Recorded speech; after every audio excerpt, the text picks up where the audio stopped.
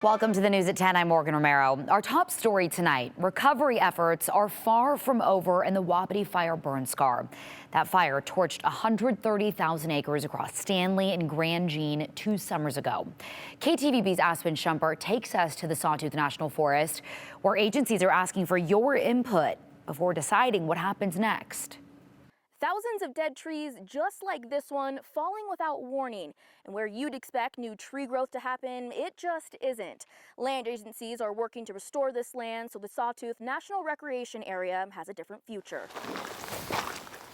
This land is super special to Idahoans. What used to be a popular spot for dispersed camping. And if you came back here before the fire, there would have been every spot taken on the weekends. Now rarely sees any visitors. No one really wants to camp in a burnt forest with all these trees kind of blown down all over the campsites and stuff. In July of 2024, a lightning strike started the Wapiti Fire near Grand Jean in the Boise National Forest. It grew to be 130,000 acres, also burning parts of the Salmon Chalice National Forest and the Sawtooth National Forest. Still 2 years later, we're seeing effects from the fire like mudslides, road washouts, trail washouts. Just weeks ago, a flash flood in Boise County triggered a mudslide over the Wapiti burn scar.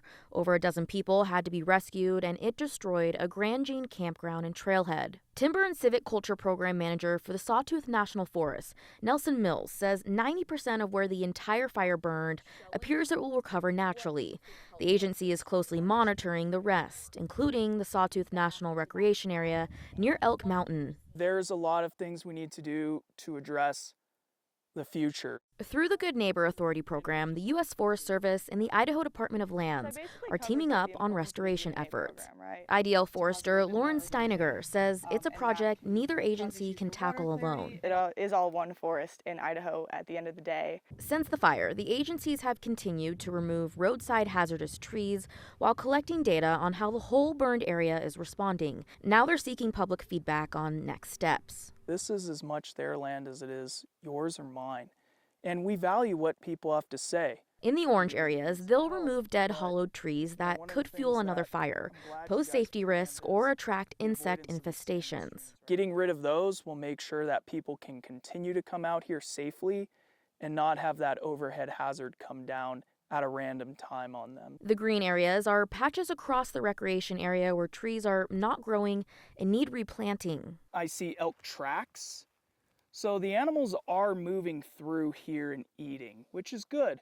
But this place would have been forested. Where parts of the fire burned at higher temperatures, the seed bank was destroyed and wiped out, leaving nothing behind to grow back naturally. We got to get some trees in the ground. This fall, the agencies hope to put around 83,000 seedlings in the ground, a project Steininger says impacts every Idahoan. A healthy forest helps provide healthy, clean water, healthy air. It provides more of that shading for animals to come in and be a lot more comfortable in their natural habitats. Until then, the agencies are celebrating the rare baby trees that are growing in the recreation area.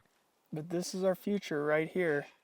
The Forest Service is seeking input through Wednesday, August 12th. We'll have a link to that on our website, ktvb.com. Reporting in the Sawtooth National Forest near Stanley, Aspen Shumpert, Idaho's News Channel 7.